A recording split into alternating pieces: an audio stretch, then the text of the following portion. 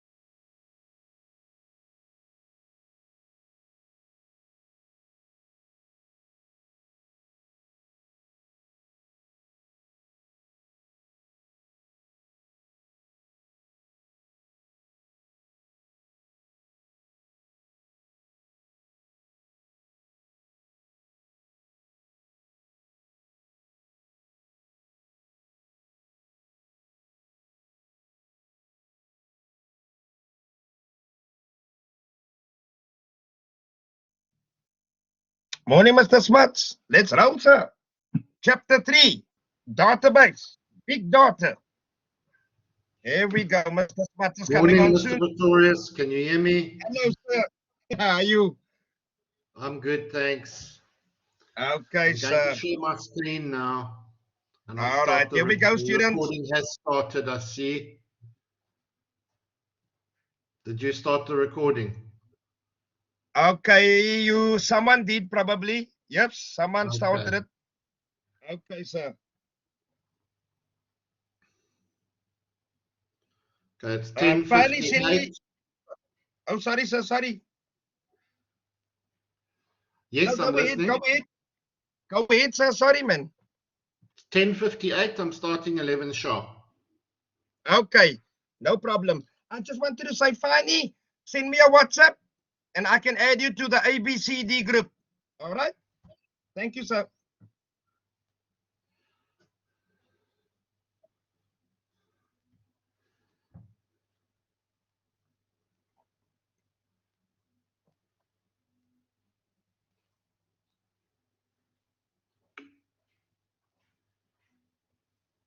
And then above.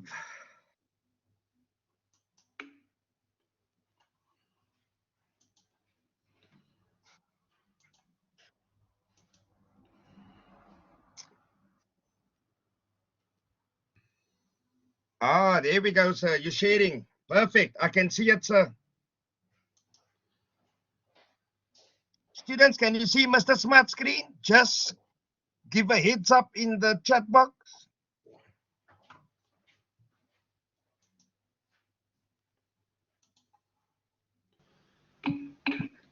Yes, sir. Yes, sir. Ah, beautiful, sir. Fantastic, Beautiful. fantastic.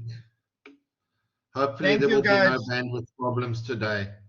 Students, Yes, if there are any bandwidth problems, you just come in afterwards and watch the video. no problem, sir. I just wanted to say that Microsoft Edge works much better than Firefox, sir, because students Yes, couldn't see. I'm using Edge. Oh, yes, sir, definitely. Edge was working quite well because Monday my Firefox and Chrome gave problems, but Edge is perfect. All right, students, take note. Here we go. Okay, I'm going to share my video quickly.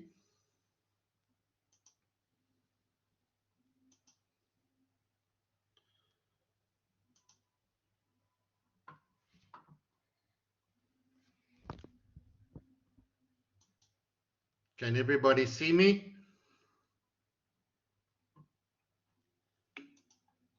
Let's do that.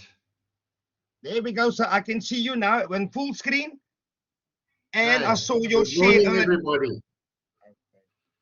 Good morning, everybody. Welcome to today's lesson. It's going to be 1 hour exactly because of the load shedding. Mr. Pretorius is going to have load shedding after 1 hour, so I'm going to be moving at a bit of a speed, but I will explain everything as we go along. I know already you guys can read, you know the drill to find the class notes and to read through them. So I'm going to very briefly go through them with you guys. And then we're going to look at some examples of what I'm talking about. Today, we're going to look at two things. The one thing is information that we spoke about in chapter 2. Information, if you recall, is the useful stuff we use for business intelligence and gaining competitive advantage and so on. We're also going to take a look at the engine or the engines behind computing to a large extent. And the main one that I'm referring to is going to be the database engine and the way that these databases work. So without further ado, I'm going to stop sharing my video and let's share the notes.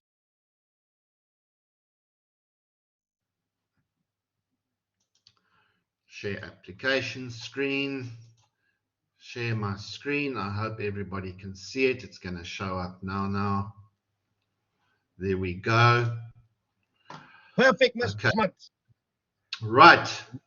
Chapter 3 keynotes. I'm going to spend maybe only a quarter of the lesson on this or half the lesson on this. Let's take a look at them. Let me make them a bit bigger so that you can see.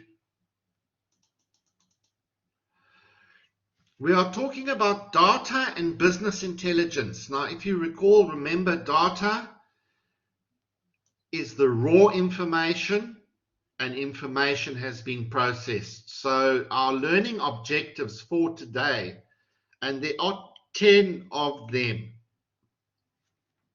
Please bear in mind, not all of them are critical in this chapter. I would like you to focus on the aspect and the components of databases. And I'm going to show you Microsoft Access that we're going to be using as well as a larger example of a spreadsheet to explain why we use the databases. Please be aware we get the database itself, and I'm talking about Oracle or IBM DB2 or Microsoft SQL Server, which will contain the database, and then we have a database management system. And the database management system is those pieces of software. When we talk about logical database design and the relational database model, I would like you to be fully aware of this relational database model. There are various models that I will show you quickly a picture of in the slides about how we store information. And the basic fundamental component of that is something called a table, in which we just type the information and your database is full of tables. The 5 components of a database management system, yes, you will get a question on that. 3 recent trends in database design. It is relevant, but I prefer you would do some research on that. 4 major components and functions of a data warehouse. And then we look at something called the data mart, which is a bit bigger. We look again at business analytics and the 3 of the types of business analytics that you get, which we discussed as well in chapter 2. And then something called big data. That is what we're dealing with today. It is data that is on the internet, for example, and the amount of data we have access to. It's almost impossible to process this information. We call it big data because it is big, and it's actually even too big to fit into a database. Google will be dealing with big data as an example. And we have different methods and different procedures to deal with big data. I think what is important is that you know what big data is and effectively the definition of it, and not specifically how we deal with it. That is a degree in itself. You can do a degree in big data. Database marketing and its business applications. Okay, we're going to look at Power BI. I'm not looking at Tableau. It's not that popular, but we will look at Power BI, which is a business intelligence and visualization platform provided by Microsoft. Okay, databases, typically called a DBMS, database management system. Examples, once again, IBM DB2, Oracle, Microsoft SQL Server, the 3 biggest players in the industry. There are smaller databases that are used for internet applications. And the definition of it, it's software for creating, storing, maintaining, and accessing database files in a very ordered manner. Okay, they're talking about flat files here, and I'm going to show you that now quickly. Advantages of a database system: you can generate more information, complex requests called queries, data redundancy. Now, redundancy is an English word that means to have a backup. So redundancy, when we talk about it in the computer world, we are just talking about a backup computer or a backup system or a backup database. And then also the efficient use of storage. If you have big data, you have to store this data somewhere, and a database will help you reduce the amount of space that you use. The types of data in a database, you guys can just read through this. And the main point that they are talking about here is external and internal. The one comes from inside the company, the other comes from outside the company. Methods of accessing files. Not too relevant. I don't think we're going to have any questions of this nature, as this is more a second-year topic. Logical database design. We have something called structured query language, and I'm actually going to write that for you guys, because this is what you're going to be using this year and next year. You will take a brief look at it this year, and an in detail working with it next year, and it is called structured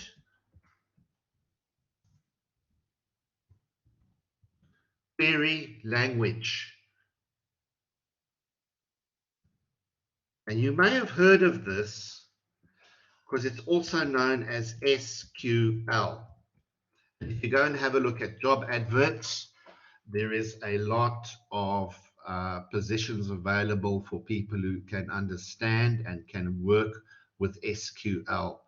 It is also in Microsoft Access. It is quite an easy language to learn. It is not difficult. It is a query language. It is not a programming language, and it is the query language that we use to query databases, SQL. And we use SQL to create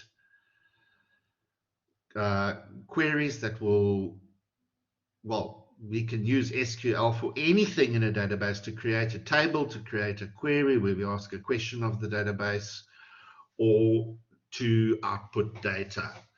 Databases have two views, and you guys can come and read. The logical view and the physical view. If we are speaking of the logical view, we are talking about a theoretical view of a database. It is not how it is physically stored on the computer. The physical view is how it is actually stored on the computer. And when you start designing a database, use what we call a data model, which has a data structural operations.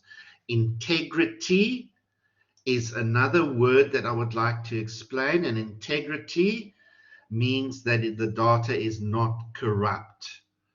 So it is pointless having information in a database where it is corrupt. So we maintain database integrity by using various techniques, and one of them, which we are going to study, is called the relational model, and I will get onto that now. We have the different models: the hierarchical model, the network model, and the one we are dealing with, the relational model, which is the most popular database model that you will get today. And it is called relationship because your information is stored in tables, and we create relationships between the tables in order to be efficient, retrieve data quickly, and organize the database in such a manner that we do not store any data twice. This is for your reading about the primary key and foreign key. You will learn about that very much when we start working with Access. So I'm not going to deal with that now at the moment. It's for your reading. Components of a database. Yes, you will get this question. To explain it, it is unlikely you will get a question asking to explain. That does not mean you do not need to read it. You need to read this whole of chapter 3 notes for homework. Okay, but the components are your database engine. I'll show you a picture just now. Database definition, data manipulation using structured query language that I've already spoken about. So we manipulate And we organize and we manage and we ask questions of this data using SQL. Query by example, I'm not going to worry about. Application generation. You will generate just what they are talking about, an application component. So some databases have the feature where you can actually create your app from the features of the database. Data administration, I think that is a job entirely on its own. If you go and have a look at the job market, you will find a job for a data administrator, and that is an IT professional who deals with the integrity and the redundancy of the data stored in the database. What does he do? There we go. That's his responsibility. He designs the database. He does the security. Very important. Who can access what information? We've already spoken about the POPI Act. Developing recovery procedures should something go down. Evaluating the performance. Is the database running fast enough? Is it running slow? Sometimes when you can't get into a website, or you are even trying to use Blackboard Collaborate and it is not connecting and you're not seeing, that could even be related to a database performance issue, but that's more of an app performance issue. Adding and fine-tuning the functions of the database. Recent trends. The only one that's really critical is websites are using databases more and more. Think of Takealot. They have a database of inventory that they sell, and that is quite an extensive database. They are speaking of natural language processing here. Natural language is a 5th generation language. I don't think you need to worry about that, apart from the facts that we have data-driven websites. Worry only about that. The trends are more for next year. I'm going to avoid data-driven websites. Distributed databases, you do need to know about that. It's called a DDBMS. So we've got a database management system and we have a distributed one. And the only trick around that is that there is multiple servers. So you will store your information on many different servers. One server is often not enough to store the information that we are trying to store or the data that we are trying to store. So you would use multiple servers, and an example is one in Johannesburg, one in Durban, one in Port Elizabeth, one in Cape Town, and they all speak together over a network. And that is effectively called a distributed database management system. They can all have an entire copy of the database, or they can all have a piece of it. And that is, the one is called fragmentation, where each one will have a piece. Replication, where everybody will have a full copy of the database. And allocation, which is a bit of each. Now that's quite something to think of, to have a complete copy and a bit of each. You would actually contain a bit of extra data in that database, but allocation is not widely used. We use replication and fragmentation. Object-oriented, I'm not going to go into today. You can read the basic theory about object-oriented databases, but it does not deal with structured query language. An object-oriented is the way that programming languages such as C++, C++, Python, Java, which I'm sure you've heard of, they are all called object-oriented databases, where you create an object that interfaces with other objects, and your data is actually stored inside the object. It is not strictly the right, it's the right way to make a database, but it's not strictly the most efficient, and we would avoid trying to do that unless you are highly skilled. So they do exist, And what they are talking about in this whole thing here is that your database will actually be stored inside computer code. Right. A data warehouse, very important, is a collection of data sources, and obviously it supports your decision-making applications, business, BI. They store multi-dimensional data. Multi-dimensional just means widely varied. They are sometimes called hypercubes. You can Google that and actually have a look at the representation of a hypercube. Typically, the data in a warehouse is the following: subject-oriented, integrated, time variant. It is based on time. It is based on the type of data. Aggregated is a word that means average. And then raw transaction data, such as those from invoices and so on. The purpose of a data warehouse is to use it for analytical purposes. So we are going to do an analysis. We're going to have all of this information stored in the database. We're going to do an analysis for competitive advantage and BI, business intelligence. Designing and implementing a data warehouse, you guys can read that. I would like to move on to data mining, and that is just what they are talking about. When you are using your business intelligence software or any custom software for competitive advantage, you are going to do something called data mining or data mining analysis. And this is used to discover patterns in relationships.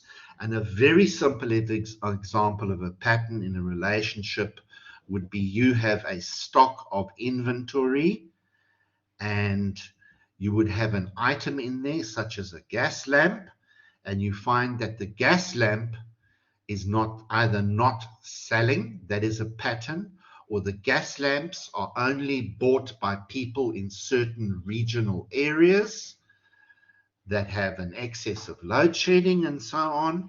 And that is what we are talking about, patterns in the relationships. From that, we can develop marketing strategy. So it is very useful to discover and know the patterns in the relationship. And that is part of data mining. Which customers will buy the new product? Which customers will respond to the ad campaign? I think advertising these days has become too much. And that is, we ignore advertising altogether. And that is where we start getting this targeted advertising where they are almost following you on the internet, and they will, if you go and look at cell phone covers, the next minute everywhere, and it's happened to all of us, you see cell phone covers. Does it work so well? Well, that is debatable, because I go and buy something on the internet and all of a sudden I'm getting adverts for the same thing that I just bought. Why I'd want to buy another one, I don't know. But that is an example of data mining that they did. They understood what I bought, and then they're trying to sell me more, maybe thinking that I'm interested in them or I'm retailing them or something like that. Which product should be recommended to what customer? It can produce decision-making reports, analyze large amount of data, assist management in making a decision. Guys, management does not just go and sit in a boardroom and make a decision after a conversation. It doesn't work like that. In an accounting firm especially as well, it doesn't work like that. They don't just go sit in the boardroom and talk about it and make a decision. They will generate a whole lot of reports from their business intelligence and custom software.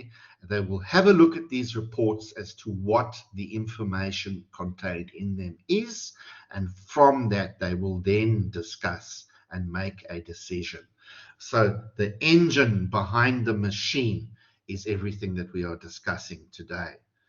Data mart Not really much difference to a data warehouse, except it is a smaller version of a data warehouse used by a smaller company for less purposes. So no major difference there. What it does have a few advantages is you can access the data faster. The response time for users is improved. They're easier to create because they're smaller, they're less expensive, and they are targeted better, and they can be specifically related to your company. So we have a data warehouse, which is the big one, and we have something called a data mart, which is a slightly smaller set of data. Business analytics. Let's try and shorten this. It's 11:23. I have 7 minutes left to finish this paragraph. You guys can all read, and we expect you for homework to come and read through your notes, obviously after class or in the evening when you get that time to come and read through the class notes. All of them, I suggest if you can print or otherwise use the highlighter that comes with the software that you use and highlight the relevant information. Okay, business analytics uses data and stats. Now you're studying stats to gain an insight into the data and provide decision makers with the information they can act on. I've just been speaking about that. So it uses stats, and it provides you with information based on that using statistical methods, compared to BI, which is more future looking. Tell the user what's going to happen in the future. So we take this, divide it into two. Business analytics, in short, uses stats, and business intelligence looks at the future. So one is current or historical, and the other one is future looking. BI can help you determine what happened, what's going to happen in the future, and uses something called dashboards and scorecards, which is what you would be looking at. Right. Business analysis methods. There are 3, guys, and you do need to know all 3. Where is my highlighter? Let's switch on my highlighter quickly for this. Business analysis methods. Descriptive analytics reviews the past.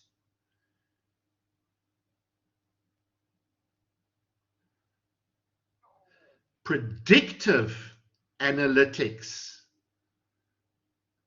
prepares the decision maker for the future.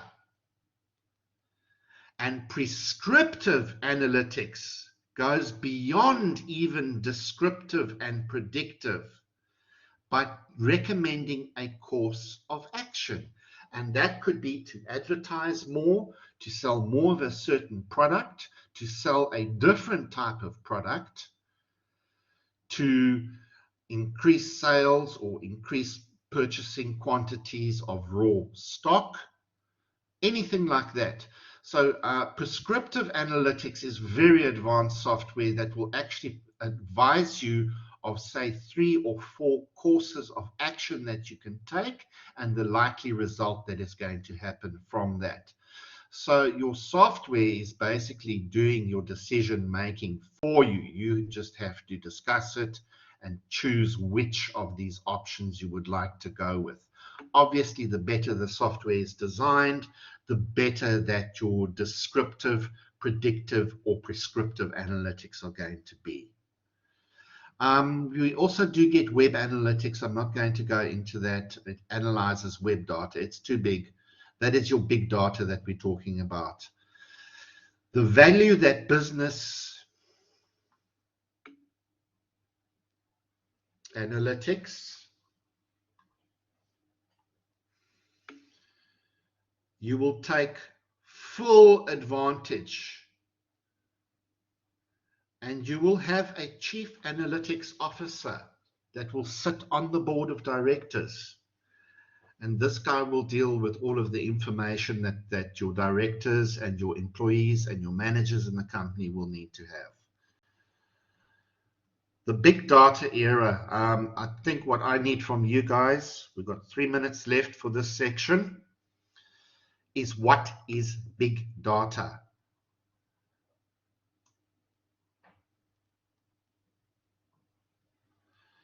It is so big. It is so much data that normal computers cannot process and manage it. There are 5 dimensions to big data, known as the 5 V's. Volume, how big it is. Variety, how many different things there are. Velocity, the speed of which you can access this. Veracity, which if I recall is another word for accuracy. You can verify it. That's where the word veracity comes from verify. And value. How valuable is this information to you? Can you use it to make money, or can you not use it to make money, to keep it short? And the amount of transactions is just incredible. And big data has become a specialist in many information technology degrees, where you specialize during your master's degree in big data and how to actually process and big data and the methods with which they're processing it. We are not looking at in this course. You just need to know the 5 V's and what big data is. Who benefits from it? Everybody. The tools and technologies of big data, they're talking about smartphones, social networks, what else? The most, yeah, they're talking about Apache Hadoop. I'm not going to worry about that. Very much distributed databases. They are going to have hundreds or thousands of them to try and store this. Big data privacy risks you can read through yourself. Obviously, with all of this information flying around the internet, they are going to follow you. I'm sure we all surf Google and we all spend time surfing Google, and we are definitely have the feeling we are being followed by what comes up afterwards. And yes, you are being followed, and that is because of big data. It is a concern. Database marketing you can read through on your own. They're just talking about using a database to market. And then just have a look at, for me, I would like you to research for homework, Power BI. What is it? What is this software and what does it do? And it is produced by Microsoft, and I would like you to do as homework, go and have a look at Power BI and the features that the software has, because you're likely to come across it in your profession. And then we just have all of our key terms, which there are quite a few of the key terms, and some questions for you guys. What you're looking at here is an example of a table in a database. I'm going to show you another one now. But databases are made up of the primary component of a database. Any type of database is a table. And a table is where you are going to store a set of information. And databases can have 1, 2, 3, 4, 5, or thousands of tables. We try and optimize it so that we don't have too many tables, and that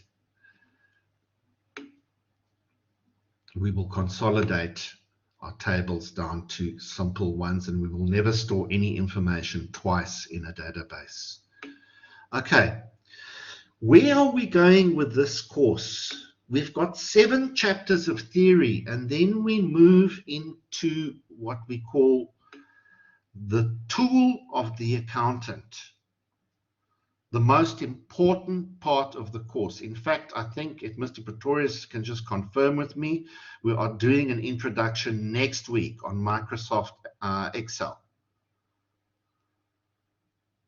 Mr. Pretorius, are you there? Yes, I'm here. I'm here, Mr. Smart.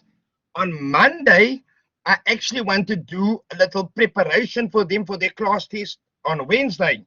Where to find this, where to upload, where to download a brief on that, and then we can do an introduction to Access and Excel practical.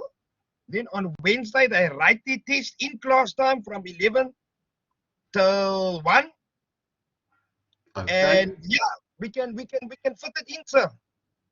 Thank you. Thank you for clarifying that. Uh, what I would like now, I have been through those notes quite quickly. I'm going to go to the chat section and just have a look. Are there any questions? Are there any current questions based on the databases and what I've discussed today?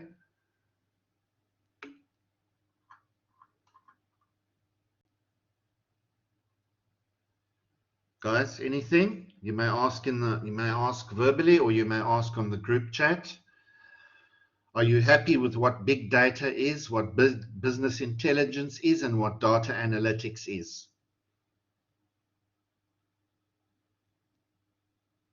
Is it overwhelming? Is it too much?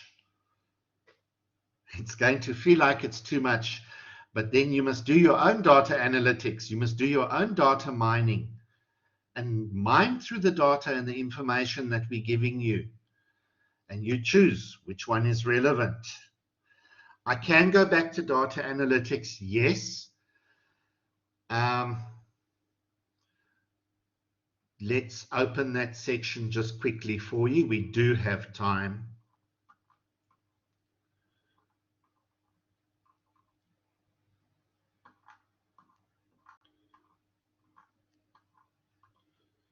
There are three kinds of data analytics. Let's first look at the definition. There's business analytics. Are you referring to business analytics? I think you're referring to business analytics, correct? Okay. Business analytics. Hold on a second. Wait a minute. I'm getting lost here. No, we're not. We're in the right place. Let's go a bit slower. It uses stats, which might not make sense to you yet at this point of the course, to gain an insight into the data and provide decision makers with information they can act on. Let me highlight that. Choose a different color.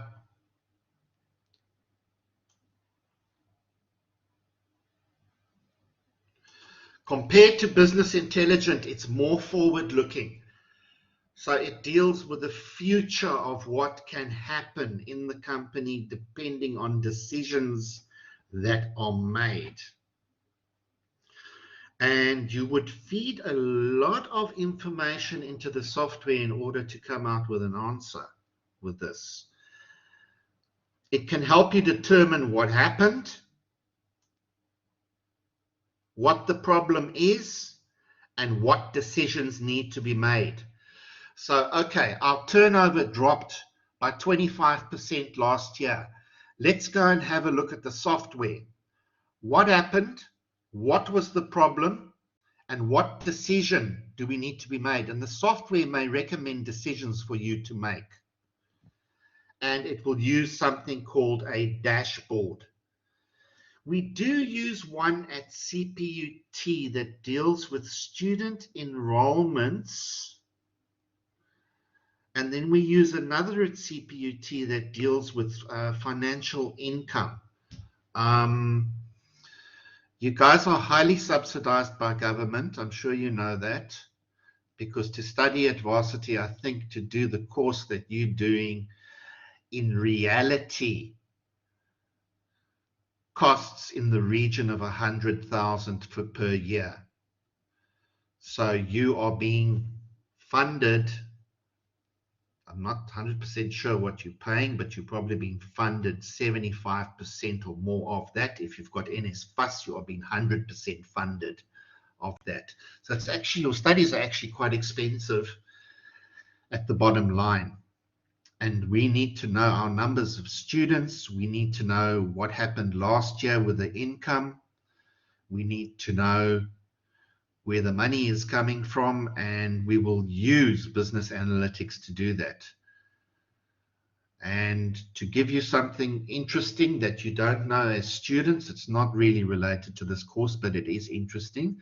The government only gives us the money for your studies when you graduate. Not when you're studying, when you graduate. So a little bit of a university model is to understand where the money comes in, and it's not just given to us. It's typically per student when they graduate with their diploma or their master's or their doctorate. Then you will get paid for. I'm not going to deal with online analytical processing, OLAP. I'm not going to deal with that. Again, BA uses statistical analysis, data mining, and predictive modeling. And then I said descriptive, reviews the past. Predictive, prepares for the future.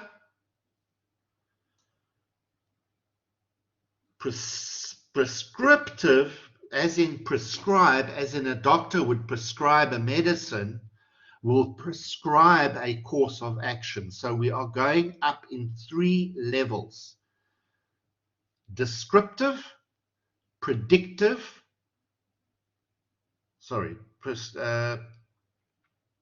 descriptive, predictive, and prescriptive. Why are they doing the 3 here? There's something wrong here. They're saying descriptive, predictive, and prescriptive. No.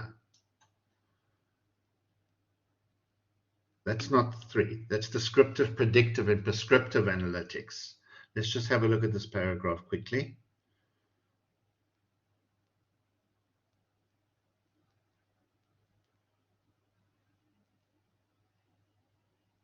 I know you get predictive and descriptive, prescriptive. Okay. Getting confused here with the analytics. 3, guys. Descriptive, the past. Predictive, the future. So descriptive, predictive,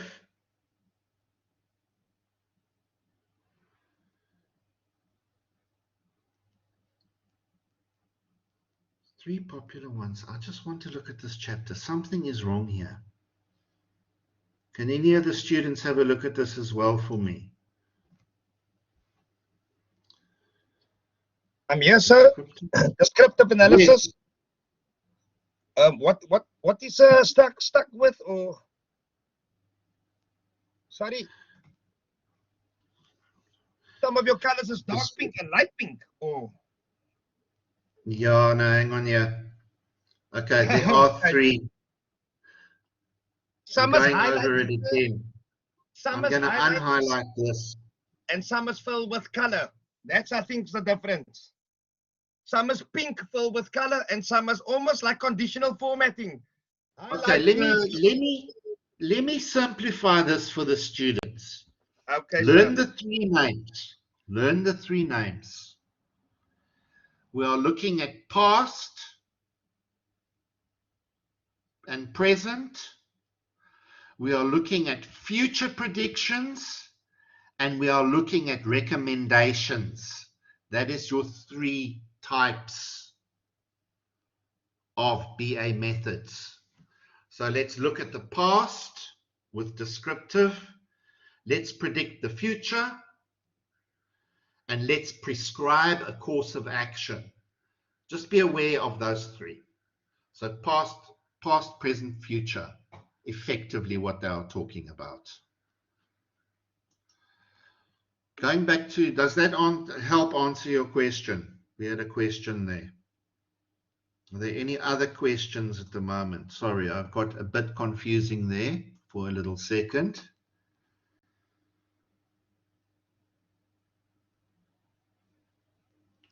I've got another question, guys. We've had this now 1, 2, 3, 4, 5 times in each class. What will the test be on? The test will be on what we have covered, 1, 2, and 3. So, yep, that's quite a lot of learning.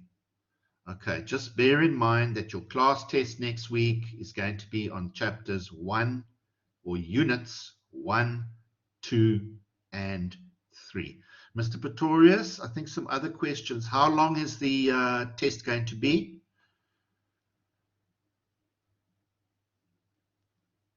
And I'm talking, I'm a microphone. Sorry, sir. Students, class test next week. Wednesday, the 16th, from 11 o'clock till 12:45, and you have 15 minutes to upload. That means from 11 to 1. The content will be based on chapters 1, 2, and 3 of Unit 2. That is why we're doing this chapter today. Very important. What else it is, sir? The duration is 2 hours.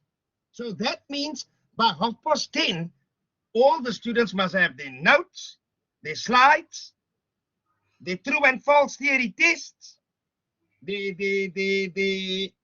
videos that we are doing right now. You must have that ready, because those are the tools and resources you need to use to type in your answers on the question paper. So this, what I'm talking about right now, I want to do on Monday for at least 20, 25 minutes. And then we can talk about Excel and Access, as Mr. Smuts asked, in database, tables, queries, and all those things. That will be semester 2's work when we come back in July. But class test 1 is on chapters 1, 2, and 3 of Unit 2. True and false, multiple choice, answer the following questions, read through a scenario case study, 2 hours from 11 o'clock to 1 o'clock. That's it. Thank you, sir. Thank you. I think I just need to add one more thing. If you miss the submission, in other words, if you try to upload after the test has ended, you will not be able to upload. What does that mean? That means you will get a 0. So please, students, be aware of the time. Get a clock or a watch and put it next to your PC, or look at the time on your PC. And you must give yourself 15 minutes to upload, because that is where the problems come in. After that, you cannot find where to upload anymore, and then you DM us and WhatsApp us and go, sir, the link is not there anymore. No, the link is not there anymore. You missed it. So please be aware of that. It's just it's a good piece of advice. It happens every year. In the first test, the students go, but the link disappeared. Yes, the link disappeared because you missed the end of the exam or the test. And the result of that is a 0. There's not going to be a second chance to upload because you took too much time. So please be aware of the time. It's all I can beg of you, that you don't go over time with it. I know it's very tempting when you're trying to fill in as many answers as possible. But when that time comes, you submit what you've got. Forget about trying to fill in extra questions. You submit what you've got 15 minutes before. That is very important, students. Mention a very, very important thing. If your clock and your watch says 12:40, 20 to 1, whatever you do, wherever you stop, you save your work and you upload. We don't want to hear WhatsApps and we don't want to see emails. Sir, the link is not there. If the link is not there, that means your time is up. So save and do what you can and submit for that hour and 45 minutes. Thank you, sir. Thank you, Mr. Pretorius. Okay, we only have about 13 minutes left. We need to finish. Load shedding's coming. I want to show you a quick example of an Excel spreadsheet, and you might find this interesting. This is an example of, and Mr. Pretorius will agree with me here, a last year examination where we deal with pivot tables. Yes, sir. I'm here. That's a pivot table. That is a pivot table. Based on an This Excel is table. something called goal seek, which we're going to use. Yes, sir. Then we have a whole lot of information that we are going to give you that you're going to work with. And a database table looks like this. What you are looking at is called a flat file. A flat file is a spreadsheet where you would keep your information.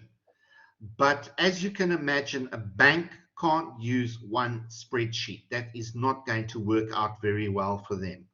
So you can imagine a database has been a whole lot of spreadsheets that are interlinked. And I'm going to show you that now, called tables. But we're going to do highlighting, we're going to do sorting, subtotals, counts. You guys are going to learn all of this. We're going to start with the basics, I think week after next, before the... Why will it not go to vehicle sales? Oh, is that vehicle sales? You busy with subtotals? Students, this is semester.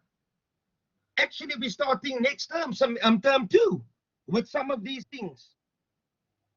So Excel, we are starting with the introductory formulas and formatting to Excel in April and May month. And yes, you're going to be tested on it in the June exam. And then we do a little bit of access and database similar to chapter 3.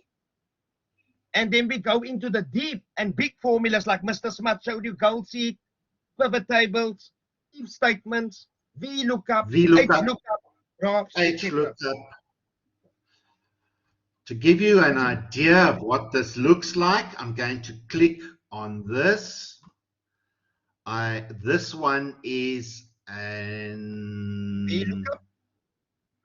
This is a VLOOKUP. Is it the if statement or VLOOKUP, sir? It's an if statement. It's an if statement. Sorry, my apologies. It's an if statement.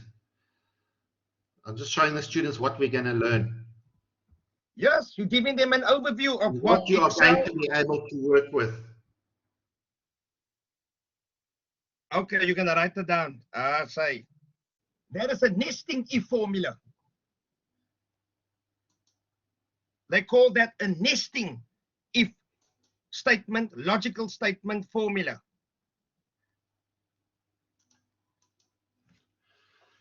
Do not be intimidated by this, students. We're Don't going to scared. learn it. Don't be They scared, all learned it students. last year. There was no problem.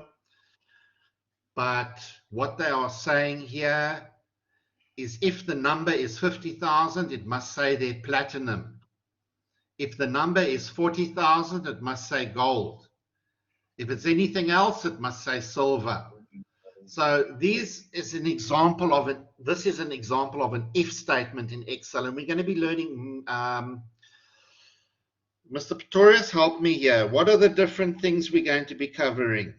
Max, minimum, sum, average. Okay, here we go. Statements. This is term 2. This is term 2 that Mr. Smith is talking about. Conditional formatting. Concatenate formula. Joining of words and phrases. A little subtotal. What else is there? Minimum, maximum, average. Addition, subtraction. What else is there? Sorry. Absolute referencing percentages. 14% and VAT and all those things. Linking, when you link values from one sheet to another sheet in Excel. Absolute and relative referencing. Here we go, sir. Format painter, bold, italics, underline, center your work, making the column widths wider, making the rows wider or narrow, renaming sheets, renaming your files. What else is there? What else is there? Importing and exporting information between a database There and a we go. spreadsheet. So we take an access table and we import it into Excel, and it looks something like this in your blue screen here. And we also take something from Excel and we export it into Access, the database. So it's going to get interesting, people. So what does that mean? Software, Excel, and Access, and your laptops and your desktops. Very important term too, April. Get your tools, students. Get your tools. I think to just quickly, we've got 7 minutes left. Hold it here. Is a Tempila. What did I just say now? I said Unit 2, Chapter 1, 2, and 3. Not Unit 1, not Unit 2, not Unit 3. Chapter 1, 2, and show them some Blackboard. Go into Blackboard, go into Unit 2.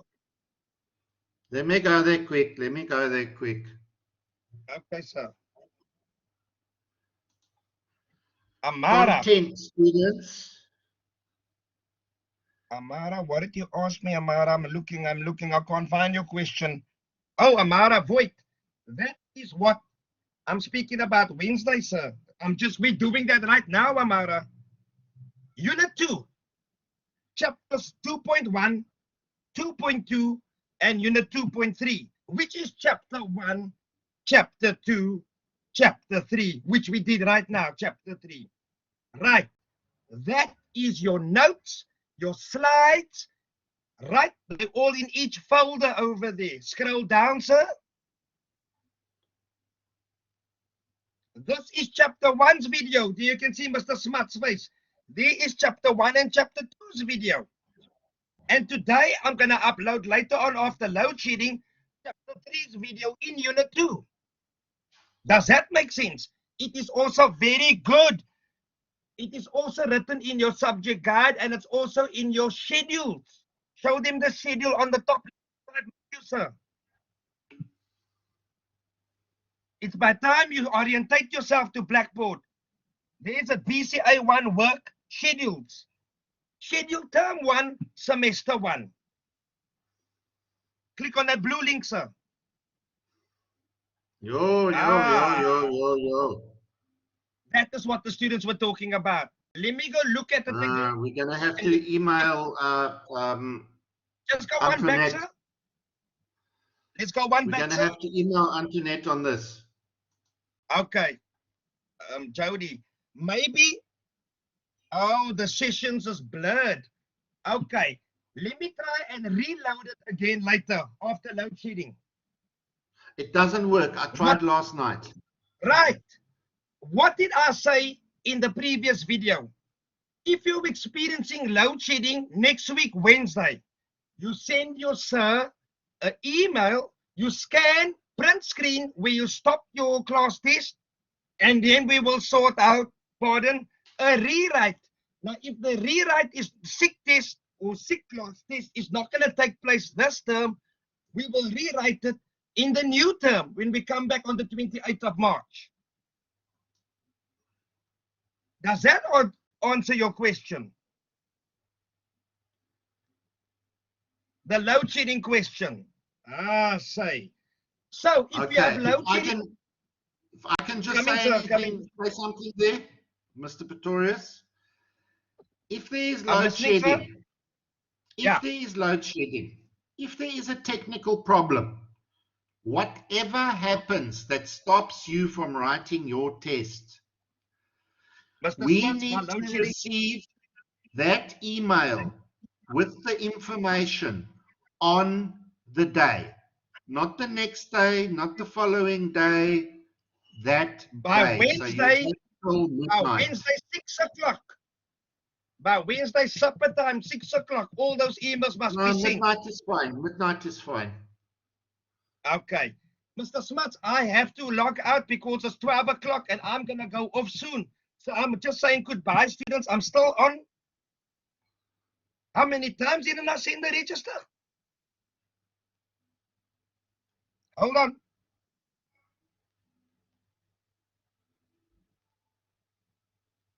Where am I?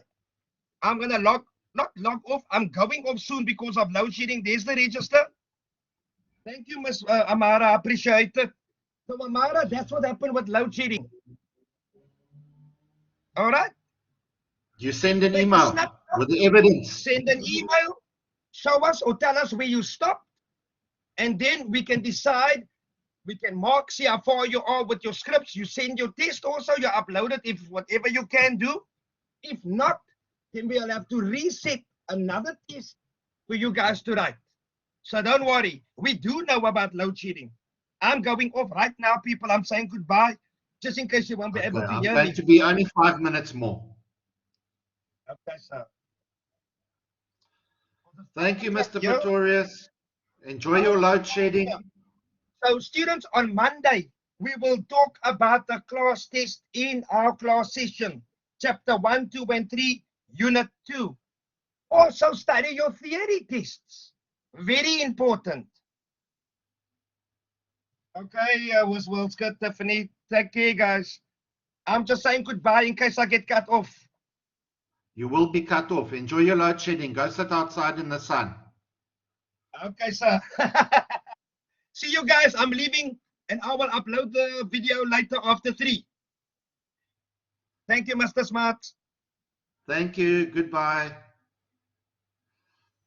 Okay, students, just 2 minutes. The last thing that I'm going to do, I want to show you now the database that we are going to use this, I think, very shortly, is called Microsoft Access. Now, I've already spoken about Microsoft SQL Server, which is a big network database. You get a much smaller one that comes with a Microsoft Office package called Microsoft Access, and you are going to need this. Oops, that's the notes. I'm going to open a copy. Don't worry about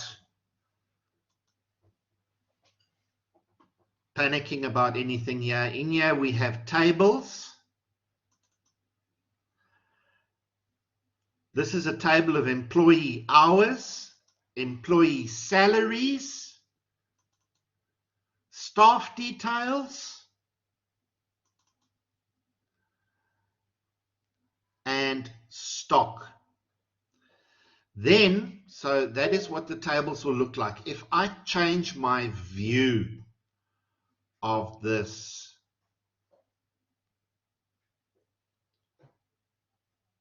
I can change a view of each table to, we have design view and data sheet view. We're going to be working in design view where we create what we call fields. But I'm going to change my view back to, come on, data sheet view. There is table number 1, table number 2, table number 3, table number 4. That's an example of storing information in a database. Then we have what we call queries, where we ask questions of a database. Now, this query will be related to the question. If I recall, they wanted everybody who was procured between the following 2 dates, 2012, 11/20, and 2014. So 2012 to 2014, who did we hire? And there is your query. Quite easy to do.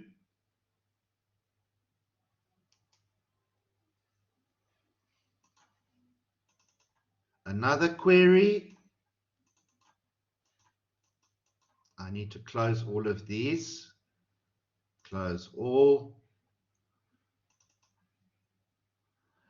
This one is on wage rates. So it's gone to those tables and fetched specific information for me from the tables. And that is what we call information that I've been talking about. This is the year engaged. Which year did they become engaged? I can go to my design view And you will see there, these are called my fields: last name, first name, date hired, of the table staff. And we put in parameters here. I'm looking for female staff that were employed between those, but in that date. So I change my view.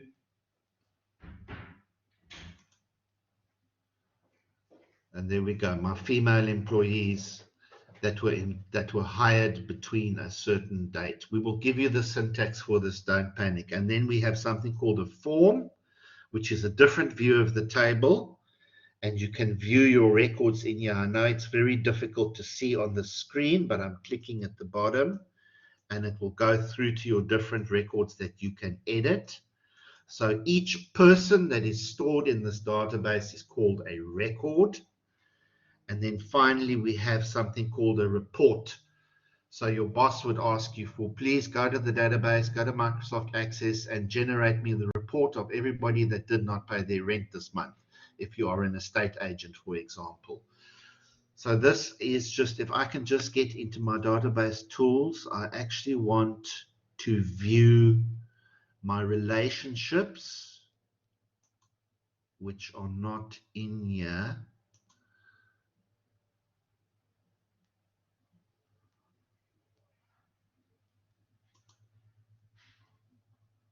No.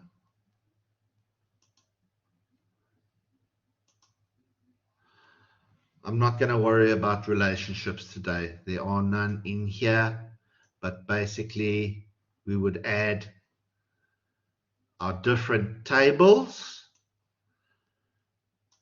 And to avoid repeating information, I would create what we call a relationship.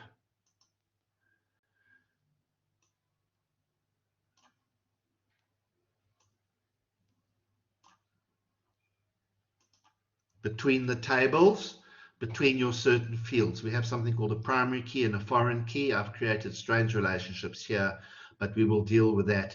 And this is a view of a database and its tables. So we stick the information in the table, and it's a relational database, so we create relationships between the tables. That is Microsoft Access that we will be working with. So you will need, as a tool, Microsoft Access and Microsoft Excel. The Varsity does provide this to you guys. How do you get to it? And then I will finish the lesson. I am going to open the internet. I am going to go to the CPUT website.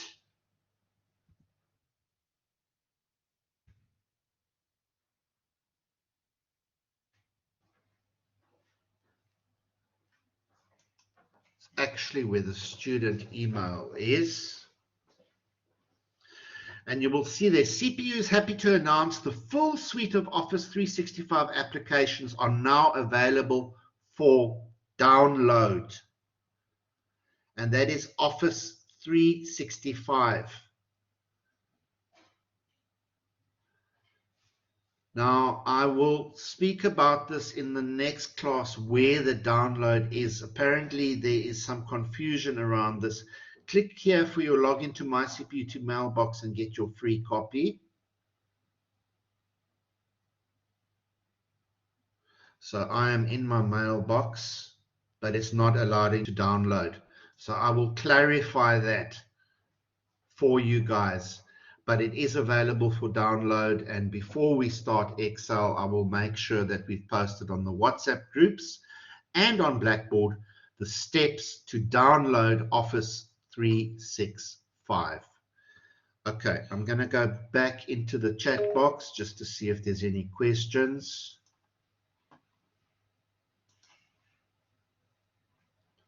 Any questions, guys, before I finish off for today? Anything? Too much information? We have a hand up. Keegan? Good morning, sir. Hi there. Morning. Good. Sir, about that Office 365, you download it on your browser, the laptop browser. You download it, but when you put your email in, you must put your student email, and then it will immediately, the copy is free. When you put your student email in, okay, yeah, I'm getting a different screen, obviously, because that is there. So students, please go and have a look. Thank you for that, Keegan. I think somehow we'll work out a way to make a video for you guys, but the office is available for you. So what you need a laptop or a computer or an internet cafe, one of the three, in order to continue with this course. But you can download it. Okay, any other questions, guys, before we finish off for the day? Okay, I'm going to stop sharing my screen.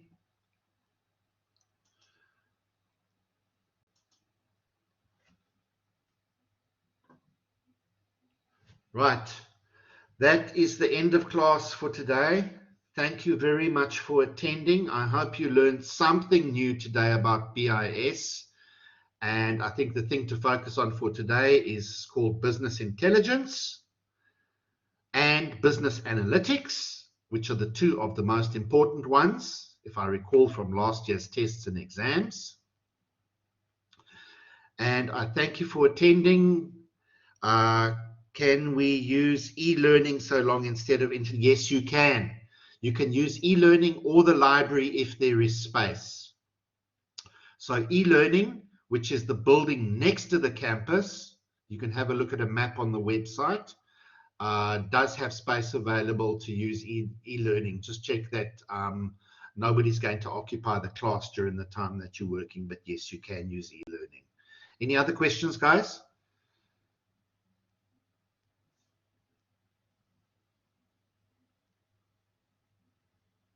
Okay, we want to leave. Okay, no questions. Thank you for joining today's lesson, and we will see you guys again on Monday, where we will chat again. Thank you for joining. Goodbye. Have a good afternoon.